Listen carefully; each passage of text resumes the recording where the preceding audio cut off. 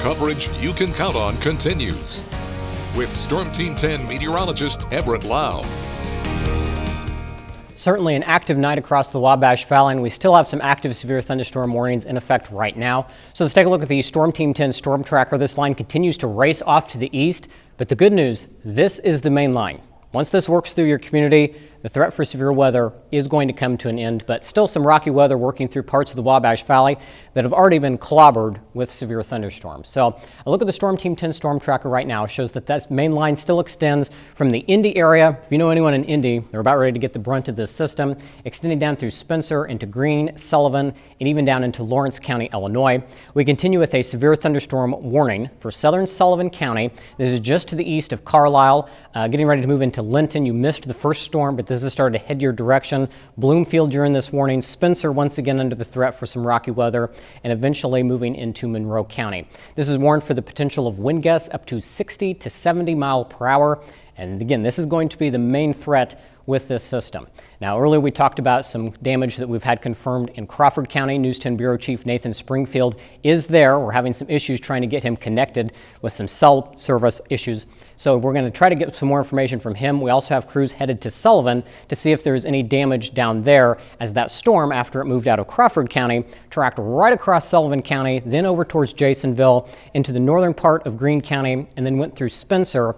And there are still active tornado warnings just to the north or the northeast of our viewing area over there in Morgan County, Indiana, around Martinsville. But right now we're just dealing with a wind threat locally. Farther to the south, if you're in Olney or into Bridgeport, Lawrenceville, starting to see a line of some heavier rain work through. Right now there are no warnings associated with that, but there could be some gusty wind embedded in there.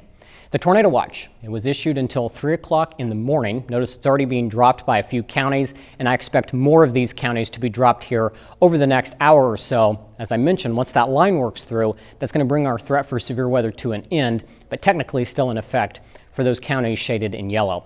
Temperature-wise, we saw temperatures today climb into the upper 60s, lower 70s. That provided that fuel for this severe weather. Now we're starting to see those temperatures drop as this front works through. So Paris is down to 56, 57 in Rockville, Terre Haute's at 61. It's currently 59 in Olney and 66 in Lagodi. Still windy out there. We're going to have this wind coming up out of the south. Notice Vincennes, a sustained wind at 41 miles per hour. I'm sure that line of storms is getting ready to move through Vincennes, so that's probably contributing to that wind speed. But we're going to remain windy even through the overnight hours. Once this line of storms moves through, we're going to see some colder air try to filter in, so expect a windy night and even a windy start to the weekend, with wind gusts as high as 50 miles per hour as we go through the rest of the night. So if there are already some downed trees because of the thunderstorms, any weakened trees, still could be an issue with power outages, and power crews trying to fix some of that could still be dealing with some issues as we go over the next 12 hours or so.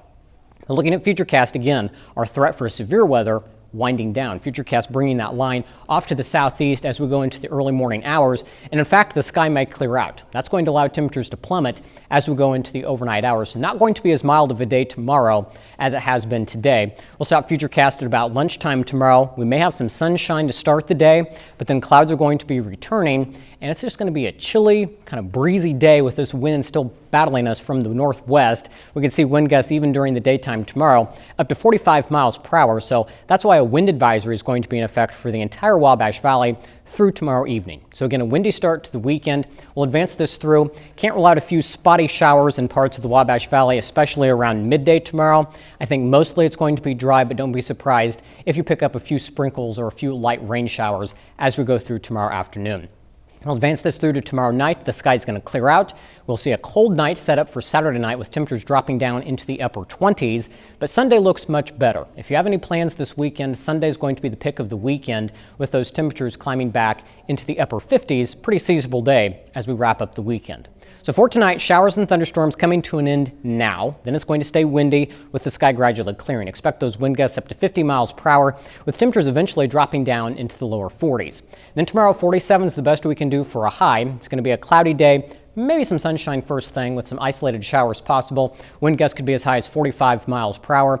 Then tomorrow night we're going to drop down to 29. The clouds are going to clear back out, but it is going to remain breezy with those wind gusts up to 25 miles per hour. Now as we look at the 7-day forecast, again Sunday certainly the pick of the weekend. We're going to see the sunshine and temperatures climbing into the upper 50s. Monday, temperatures climb by another 10 degrees. We'll see the potential for some thunderstorms building in as we get into the afternoon. And then by Tuesday, temperatures are going to be climbing into the middle 70s, and that will bring another chance for some thunderstorms. So something to keep an eye on as we get into next week. And News 10 will be back.